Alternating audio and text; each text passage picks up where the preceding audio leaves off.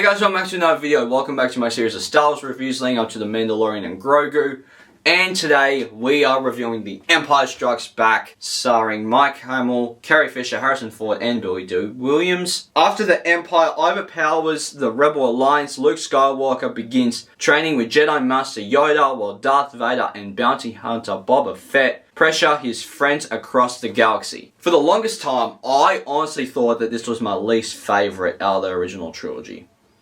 So, I wasn't sure if my mind was going to change on it or it was going to more or less stay the same. This movie, first of all, looks so much better than New Hope. Even just the lighting in this movie is so much better than New Hope in general. I love the creature designs in this movie. George Lucas has, such a creative mind for when it comes to creature designs and stuff like that in his world of Star Wars. It's so cool. I was kind of surprised that they brought back Obi-Wan in this movie. His Force Ghost form, we'll talk about the new stuff that they've added to the Force when we get to the sequels. If it's okay that they add new things to the Force in Empire Strikes Back, then it should be okay if they do new things in the sequels. Because they did in the originals, they did in the prequels, they did in the sequels, and stuff like that.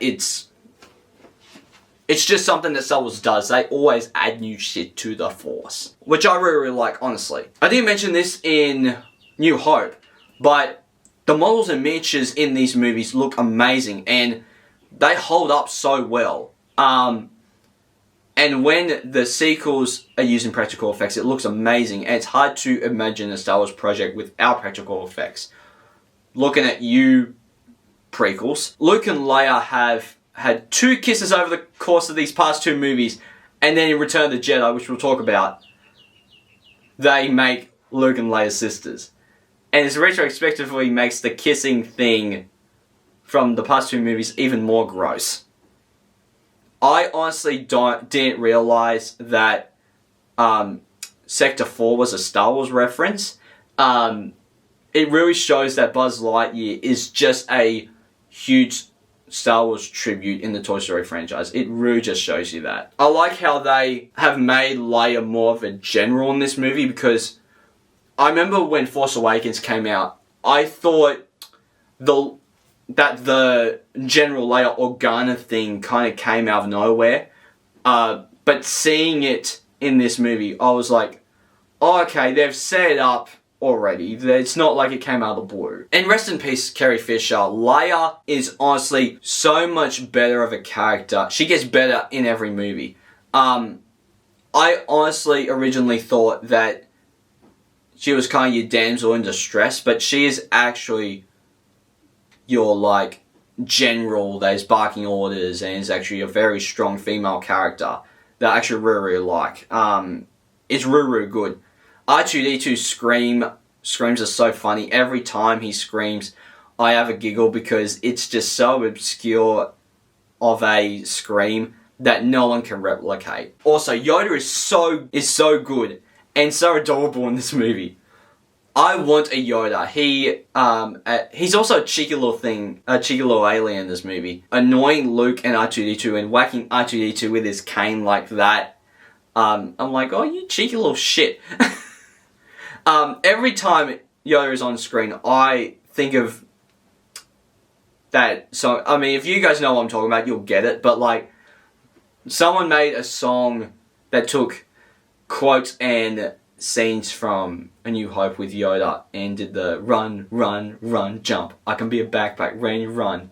Like that. I remember I think a brother's friend showed me that video, and I was like, oh my god, that makes that movie so much more funnier. I can't unsee that now.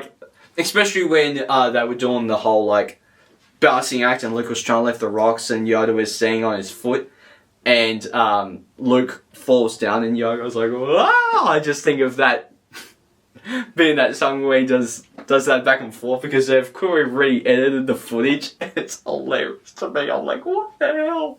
This is bonkers. You can tell that Leia is scared to kiss Han when they aren't fighting. I think they are a great couple, even though a lot of their fights are fun to watch, but you can't prefer them not to fight.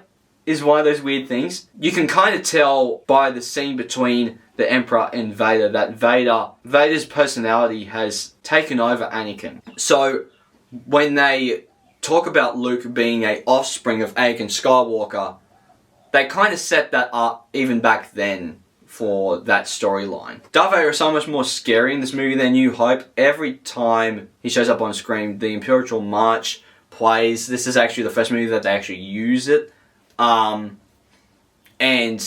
like, it's one of the things, too, where, like, I did like the scene where Luke was dreaming and he's fighting Darth Vader in the swamp and he cuts off Vader's head and he looks down the mask and he sees himself in the helmet. Like, that was actually very, very cool.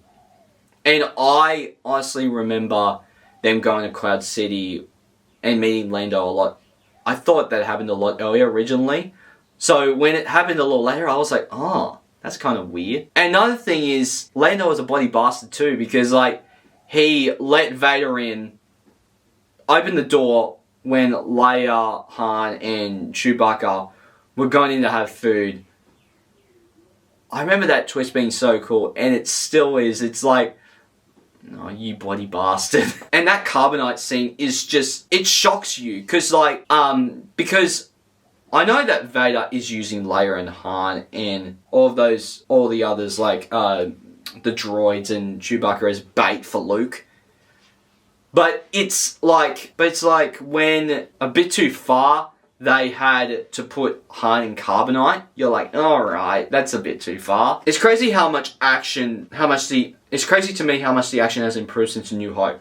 And honestly, I think that there is 10 times more fights than New Hope. The lightsaber fight between Luke and Vader is so much better than the fight between Vader and Obi-Wan in New Hope. It's so cool, that Luke fight. They also hint towards that Leia is force sensitive because she has a feeling that Luke's still alive, so they need to go back. So it's like, it's not just something that you only see once in the sequels. Yes, you see her using her force sensitive powers more practically in the sequels, but she has, they kind of hint towards it in the original trilogy. So don't say that, the sequels went way too far with the force sensitive stuff with Leia. It's like, no, they actually took it further and did like, okay, she's force sensitive. How can we also do new things and add more lore to the force sensitive thing?